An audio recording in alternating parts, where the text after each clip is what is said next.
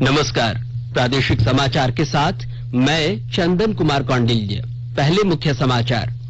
झारखंड उपचुनाव की बेरमो सीट से कुमार जयमंगल 14,082 और दुमका से बसंत सोरेन 6,512 वोटों से जीते। प्रधानमंत्री नरेंद्र मोदी ने कहा कि भारत अगले वर्ष संयुक्त राष्ट्र सुरक्षा परिषद का अस्थायी सदस्य बनेगा और उसे सहयोगी देशों से समर्थन की उम्मीद है। सरकार ने दीपावली और काली पूजा को लेकर गाइडलाइन किया जारी। सार्वजनिक स्थलों पर पटाखों को जलाने पर लगाया पूर्ण प्रतिबंध। और दुबई में आज आईपीएल क्रिकेट का फाइनल मुकाबला दिल्ली कैपिटल्स और मुंबई इंडियंस के बीच होगा। और अब समाचार में आगे बढ़ने से पहले एक जरूरी संदेश। कोविड-19 महामारी के खिलाफ देश एकजुट होकर लड़ रहा है। आप भी हमारे साथ सुरक्षा और बचाव के 3 आसान एहतियात उपायों का संकल्प लें। मास्क पहने, 2 गज की दूरी है जरूरी, सुरक्षित दूरी बनाए रखें, हाथ और मुंह साफ रखें। अब समाचार विस्तार से। झारखंड के 2 विधानसभा सीटों दुमका और बेरमो पर सत्ताधारी दल यूपीए ने जीत दर्ज की है। दुमका सीट से झारखंड मुक्ति मोर्चा उम्मीदवार बसंत सोरेन ने भाजपा प्रत्याशी लुइस मरांडी को 6,512 वोटों से पराजित किया। इस सीट से झारखंड मुक्ति मोर्चा उम्मीदवार को कुल 80,190 मत मिले, जबकि भाजपा प्रत्याशी को 73,678 वोट मिले। उधर बेरमो सीट से कांग्रेस प्रत्याशी कुमार जयमंगल ने भाजपा उम्मीदवार योगेश्वर महतो बाटुल को 14,082 मतों से शिकस्त दी है। कांग्रेस प्रत्याशी को 92,973 वोट मिले, जबकि भाजपा उम्मीदवार ने 78,891 मत प्राप्त किया। और विवरण के साथ हमारे रांची संवाददाता। झारखंड में 2 सीटों के लिए हुए उपचुनाव सत्ताधारी दल यूपीए और उसके मुखिया मुख्यमंत्री हेमंत सोरेन के लिए प्रतिष्ठा की सीट मानी जा रही थी। इन सीटों पे विजय प्राप्त करने के लिए हालांकि यूपीए और एनडीए की ओर से पूरा जोर लगाया गया, लेकिन यूपीए ने दोनों सीटों पे जीत हासिल कर अपनी प्रतिष्ठा को बरकरार रखने में सफल हुआ। दुमका सीट से झारखंड मुक्ति मोर्चा उम्मीदवार और मुख्यमंत्री हेमंत सोरेन के भाई बसंत सोरेन ने भारतीय जनता पार्टी उम्मीदवार लुइस मरांडी को हराया, जबकि बेरमो सीट से दिवंगत विधायक राजेंद्र सिंह के बेटे कुमार जयमंगल ने भाजपा प्रत्याशी योगेश्वर महतो को सीधे मुकाबले में पराजित किया। पिछले विधानसभा चुनाव में मुख्यमंत्री हेमंत सोरेन के 2 सीटों से जीत हासिल करने के बाद दुमका सीट से त्यागपत्र देने के कारण खाली हुआ था, जबकि बेरमो विधानसभा पे राजेंद्र सिंह के निधन के बाद उपचुनाव कराना पड़ा। आकाशवाणी समाचार के लिए रांची से मैं अब्दुल हमीद। बेरमो में कुल 15 प्रत्याशी मैदान में थे। यहाँ कुल 1,88,325 वोट पड़े। वहीं दुमका में कुल 1,64,700 वोट पड़े। दुमका विधानसभा उपचुनाव की मतगणना दुमका इंजीनियरिंग कॉलेज कैंपस में हुई। वहीं बेरमो विधानसभा उपचुनाव की मतगणना वेयर हाउस ऑफ बाजार समिति चास बोकारो में की गई। उधर दुमका में भाजपा व झारखंड मुक्ति मोर्चा, जबकि बेरमो में बीजेपी और कांग्रेस के बीच सीधा मुकाबला था। राजेंद्र सिंह के निधन से बेरमो और हेमंत सोरेन के त्याग पत्र से दुमका में उपचुनाव हुआ। पूर्व मंत्री राजेंद्र सिंह के निधन की वजह से बेरमो विधानसभा क्षेत्र खाली हो गया था। इसकी वजह से वहां पर उपचुनाव हुआ, जबकि दूसरी ओर मुख्यमंत्री हेमंत सोरेन ने झारखंड विधानसभा चुनाव 2019 में बरहेट और दुमका 2 विधानसभा क्षेत्रों से जीत हासिल की थी। उन्हें 1 सीट छोड़ना था। ऐसे में उन्होंने दुमका से त्याग पत्र दिया। इसकी वजह से दुमका सीट खाली हो गई और वहां उपचुनाव हुआ। वहीं बेरमो और दुमका सीट महागठबंधन के खाते में आने से झारखंड मुक्ति मोर्चा और कांग्रेस पार्टी में खुशी का माहौल है। जीत के बाद कुमार जयमंगल सिंह ने कहा कि वे आगे 4 सालों में यहाँ की जनता की सेवा पर पूरा ध्यान देंगे। मैं समझता हूँ कि जो ये गंदी सोच रखते हैं और जिस तरीके से लोगों को भड़काने का काम करते हैं, पहले ये चुनाव में बोल रहे थे कि राजेंद्र बाबू ने 50 साल में क्या काम नहीं कर पाए और क्या 50 साल कम नहीं था काम करने के लिए, जो आज उनका बेटा बोल रहा है कि मेरे पिता के अधूरे सपने को पूरा करने तो 4 साल में क्या काम कर देंगे। बेरमो की जनता उनको सांसद बनने के 1.5 साल में ही समझ गई थी और जिस तरीके से उन्होंने वापस बेरमो की जनता को जातिवाद में, भारी भीतरी में और वंशवाद में बहलाने का काम किया, बल्कि उनके परिवार से खुद 3 लोग पिछला विधानसभा चुनाव लड़े थे, उनकी धर्मपत्नी, उनके भाई। तो निश्चित तौर पर वंशवाद कहाँ था वो लोगों ने देखा और उसका नतीजा निकला कि उनको रामगढ़ से भी खदेड़ दिया गया। वहीं जीत के बाद झारखंड मुक्ति मोर्चा के कार्यकारी अध्यक्ष और मुख्यमंत्री हेमंत सोरेन ने दोनों प्रत्याशियों को बधाई दी है। झारखंड प्रदेश कांग्रेस कमेटी की प्रवक्ता आभा सिन्हा ने बेरमो एवं दुमका उपचुनाव में महागठबंधन के दोनों प्रत्याशियों की शानदार जीत पर हर्ष व्यक्त करते हुए श्री कुमार जयमंगल एवं बसंत सोरेन को बधाई दी है। झारखंड प्रदेश कांग्रेस कमेटी के अध्यक्ष तथा खाद्य आपूर्ति मंत्री डॉक्टर रामेश्वर उरांव, कांग्रेस विधायक दल के नेता और ग्रामीण विकास मंत्री आलमगीर आलम, स्वास्थ्य मंत्री बन्ना गुप्ता और कृषि मंत्री बादल, पार्टी के प्रदेश प्रवक्ता आलोक कुमार दुबे, लाल किशोर नाथ शाहदेव और डॉक्टर राजेश गुप्ता छोटू समेत पार्टी के तमाम नेताओं ने बेरमो और दुमका विधानसभा उपचुनाव परिणाम को आशा के अनुरूप बताया है। प्रधानमंत्री नरेंद्र मोदी ने कहा कि भारत अगले वर्ष से संयुक्त राष्ट्र सुरक्षा परिषद का अस्थायी सदस्य बनेगा और उसे एससीओ देशों से समर्थन की उम्मीद है। उन्होंने कहा कि भारत हमेशा से एससीओ चार्टर में उल्लिखित सिद्धांतों के प्रति समर्पित रहा है। श्री मोदी ने कहा कि भारत शंघाई सहयोग संगठन एससीओ के देशों से मौजूदा वैश्विक वास्तविकताओं के अनुरूप संशोधित बहुपक्षवाद के लिए पूर्ण समर्थन की उम्मीद रखता है।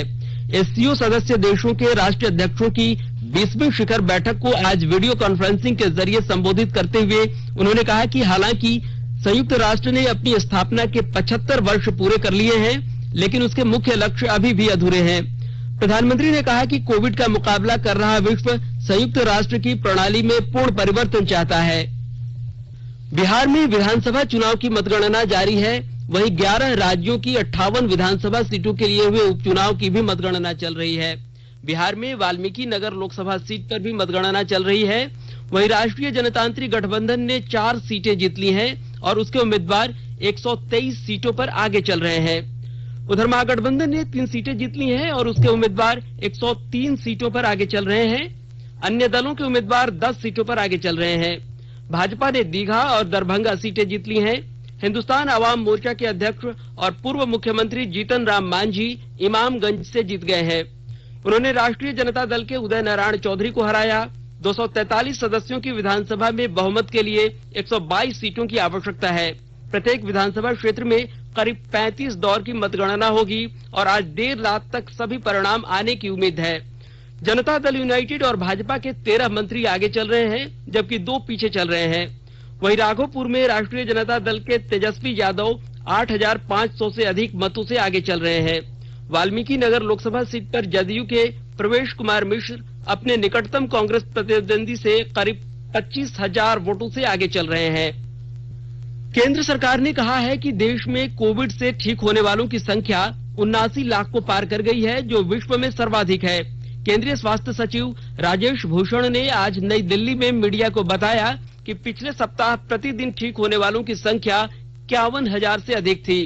उन्होंने कहा कि भारत में प्रति 10 लाख आबादी पर कोरोना संक्रमित लोगों की संख्या 6,225 है, जबकि वैश्विक औसत 6,439 है।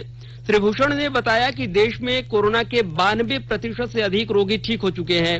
उन्होंने कहा कि पिछले 7 दिनों के दौरान देश में प्रति 10 लाख आबादी पर 235 नए मामले सामने आए हैं, जबकि वैश्विक औसत 482 का था। स्वास्थ्य सचिव ने कहा कि देश में कोविड से मरने वालों की संख्या प्रति 10 लाख आबादी पर सिर्फ 92 है, जो विश्व के अन्य देशों की तुलना में काफी कम है। उन्होंने बताया कि पिछले 7 दिनों के दौरान प्रति 10 लाख आबादी पर 3 लोगों की मृत्यु हुई, जबकि वैश्विक औसत 7 का था। श्री भूषण ने बताया कि अब तक 12 करोड़ कोविड नमूनों की जांच हो चुकी है और पिछले सप्ताह प्रतिदिन करीब 11 लाख नमूनों की जांच की गई है। राज्य में कोरोना के मामलों में कमी दर्ज की जा रही है। पिछले 24 घंटों के दौरान 16 जिलों में 5 से कम कोरोना मरीजों की पुष्टि हुई है। वहीं लातेहार और पाकुड़ में एक भी कोरोना के केस सामने नहीं आए हैं। झारखंड में कोरोना से स्वस्थ होने की दर बढ़कर 95% से अधिक पहुंच चुकी है। कल 458 लोगों को स्वस्थ होने के बाद अस्पतालों से छुट्टी दे दी गई। इसी के साथ राज्य में अब तक स्वस्थ होने वालों की कुल संख्या बढ़कर 99,532 पहुंच गई है, जबकि सक्रिय मामलों की संख्या घटकर 4,251 रह गई है। वहीं दूसरी ओर राज्य भर में पिछले 24 घंटे के दौरान 246 नए कोरोना संक्रमित मिले हैं। इसी के साथ राज्य में कुल संक्रमितों की संख्या बढ़कर 1,04,688 पहुंच गई है। कोरोना से कल राज्य भर में 8 लोगों की मौत हो गई और मरने वालों की कुल संख्या बढ़कर 905 पहुंच गई है। आकाशवाणी के ताजातरीन समाचारों के लिए आप हमारी वेबसाइट newsonair.com पर लॉग इन कर सकते हैं। ताजा समाचार Twitter handle @AIR News Alerts और Facebook page all India radio news पर भी उपलब्ध है।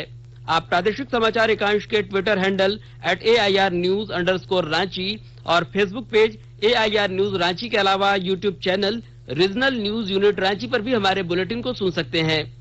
प्रादेशिक समाचार आप आकाशवाणी रांची से सुन रहे हैं और अब पेश है कोरोना से बचाव के कुछ संदेश। कोविड-19 से बचाव और सुरक्षित रहने के 3 उपाय। मास्क लगाएं, 2 गज दूरी है जरूरी, सुरक्षित दूरी रखें, हाथ और मुंह साफ रखें।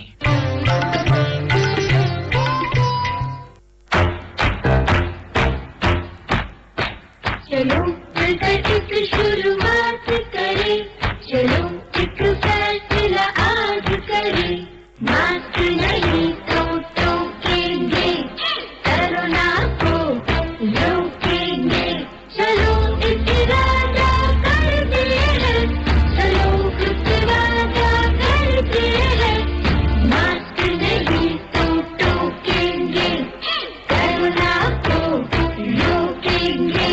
भारत सरकार द्वारा जनहित में जारी। प्रादेशिक समाचार में आपका फिर से स्वागत है। झारखंड सरकार ने दीपावली के मौके पर सार्वजनिक स्थानों में पटाखा जलाने पर प्रतिबंध लगा दिया है। आज राज्य सरकार ने दीपावली और काली पूजा को लेकर दिशा निर्देश जारी किया है। गाइडलाइन में स्पष्ट रूप से सार्वजनिक स्थलों पर पटाखा जलाने को बैन कर दिया गया है। लोगों को अपने घरों में भी शर्त के साथ पटाखा जलाना होगा। इस संबंध में सरकार की ओर से अलग से गाइडलाइन जारी की जाएगी। सरकार फिलहाल नेशनल ग्रीन ट्रिब्यूनल के निर्देशों का अध्ययन कर रही है। राज्य सरकार के आदेशों के मुताबिक घरों में भी लोगों को एनजीटी नेशनल ग्रीन ट्रिब्यूनल के आदेश के मुताबिक ही पटाखा जलाने की अनुमति होगी। एनजीटी के आदेशों में स्पष्ट कहा गया है कि जिन शहरों में हवा की गुणवत्ता मध्यम श्रेणी की होगी वहां ग्रीन पटाखे जला सकते हैं। झारखंड प्रदूषण नियंत्रण बोर्ड के मुताबिक राज्य के ज्यादातर शहरों में वायु प्रदूषण का स्तर मध्यम श्रेणी का ही है। वहीं राज्य सरकार ने काली पूजा में बड़े पंडाल बनाने पर रोक लगा दी है। वहीं आयोजकों को पंडाल बनाने पर इस बात का ध्यान रखना होगा कि श्रद्धालु पंडाल के अंदर न आने पाए। पंडाल के अंदर केवल आयोजकों को रहने की अनुमति दी जाएगी। उन्हें भी सोशल डिस्टेंसिंग का पालन करना होगा। एक साथ 15 व्यक्ति से अधिक पूजा पंडाल में नहीं रह सकते हैं। वहीं आदेश में कहा गया है कि पूजा के दौरान काली पूजा के मद्देनजर राज्य सरकार की ओर से शहर में किसी प्रकार के कार्यक्रम के आयोजन अनुमति नहीं दी जाएगी। इधर राज्य में 2018 में बहाल दारोगा रैंक के अफसरों की प्रोन्नति से संबंधित आदेश आज आईजी प्रिया दुबे ने जारी कर दिया है। इससे पुलिस को अनुसंधान और लॉ एंड ऑर्डर की स्थिति संभालने के लिए अलग अलग अवसर मिल जाएंगे। 2043 दारोगा में से अधिकांश लोगों की ट्रेनिंग 11 महीने से अधिक पूरी हो चुकी है। सिर्फ 7 ऐसे पुलिसकर्मी बचे हैं जिनका प्रशिक्षण पूरा नहीं हुआ है। ऐसे में 7 पुलिसकर्मियों को छोड़कर शेष थानेदार बन सकेंगे। 2018 बैच के 2043 दारोगा स्तर में बहाल हुए युवकों को 12 महीने के लिए व्यवहारिक प्रशिक्षण कराने के आदेश 10 अक्टूबर 2019 को दिए गए थे। इधर मेदिनीनगर जिले के पांडु प्रखंड के ओबरा गांव में श्रमिकों एवं कामगारों के साथ भाजपा ने परिचर्चा आयोजित की। मौके पर भाजपा के जिला महामंत्री उपेंद्र सिंह ने कहा कि केंद्र की मोदी सरकार ने श्रम संहिता कानून में संशोधन कर ऐतिहासिक कदम उठाया है। नए श्रम संहिताओं से श्रमिकों का सशक्तिकरण होगा। देश में 50 करोड़ से ज्यादा संगठित, असंगठित और स्वनियोजित कामगारों के लिए न्यूनतम मजदूरी, सामाजिक सुरक्षा, स्वास्थ्य और रोजगार के अवसर बढ़ेंगे। ईएसआईसी ईएफएफओ के सामाजिक आवरण को व्यापक बनाया गया है। राज्य में साइबर अपराधी पुलिस कर्मियों का फर्जी फेसबुक अकाउंट बनाकर ठगी कर रहे हैं। कुछ दिन पूर्व साइबर अपराधियों ने कोल्हान डीआईजी का फर्जी फेसबुक आईडी बनाया था। इसके बाद डीएसपी थानेदार को निशाना बनाया गया था। ताजा मामले जमशेदपुर के एसएसपी डॉक्टर एम तमिलवाणन का है। साइबर अपराधी ने उनके फोटो का इस्तेमाल कर फर्जी फेसबुक अकाउंट तैयार किया है। एसएसपी को मामले की जानकारी उस समय हुई जब शहर के लोगों ने उन्हें फोन कर सूचना दी। और अब खेल से आईपीएल क्रिकेट का फाइनल मैच अब से थोड़ी देर बाद दुबई में दिल्ली कैपिटल्स और मुंबई इंडियंस के बीच खेला जाएगा। इससे पहले दूसरे क्वालिफायर मुकाबले में दिल्ली कैपिटल्स ने सनराइजर्स हैदराबाद को 17 रन से हराकर फाइनल में प्रवेश किया था। इस बीच महिला क्रिकेट में कल शारजाह में खेले गए फाइनल मुकाबले में ट्रेल ब्लेजर्स ने मौजूदा चैंपियन सुपर नोवाज को 16 रन से हराकर 2020 चैलेंज टूर्नामेंट का खिताब जीत लिया है। और अब संक्षिप्त खबरें। खूंटी सिमडेगा मुख्य मार्ग पर कतारी मोड़ के पास सड़क दुर्घटना में एक व्यक्ति की मौत हो गई, जबकि एक अन्य गंभीर रूप से घायल हो गया। धनबाद के बरोरा थाना अंतर्गत मुराईडीह हीरक पुल के पास 2 व्यवसायियों से अज्ञात अपराधियों ने 1 लाख रुपए लूट लिए। बरोरा पुलिस मामले की जांच कर रही है। वहीं लोहरदगा जिले में उपायुक्त दिलीप कुमार टोप्पो की अध्यक्षता में आज कल्याण विभाग की बैठक हुई। बैठक में समेकित जनजातीय विकास के लिए विभिन्न योजनाओं के लिए लाभुकों के चयन संबंधी बिंदुओं पर चर्चा की गई। और अंत में मुख्य समाचार एक बार फिर। झारखंड उपचुनाव की बेरमो सीट से कुमार जयमंगल 14,082 और दुमका से बसंत सोरेन 6,512 वोटों से जीते। प्रधानमंत्री नरेंद्र मोदी ने कहा कि भारत अगले वर्ष संयुक्त राष्ट्र सुरक्षा परिषद का अस्थायी सदस्य बनेगा और उसे सहयोगी देशों से समर्थन की उम्मीद है। सरकार ने दीपावली और काली पूजा को लेकर गाइडलाइन किया जारी। सार्वजनिक स्थलों पर पटाखों को जलाने पर लगाया पूर्ण प्रतिबंध। और दुबई में आज आईपीएल क्रिकेट का फाइनल मुकाबला दिल्ली कैपिटल्स और मुंबई इंडियंस के बीच होगा। इसके साथ ही आकाशवाणी रांची से प्रादेशिक समाचार का यह बुलेटिन समाप्त हुआ। नमस्कार। घर में रहिए, सुरक्षित रहिए और सुनते रहिए आकाशवाणी।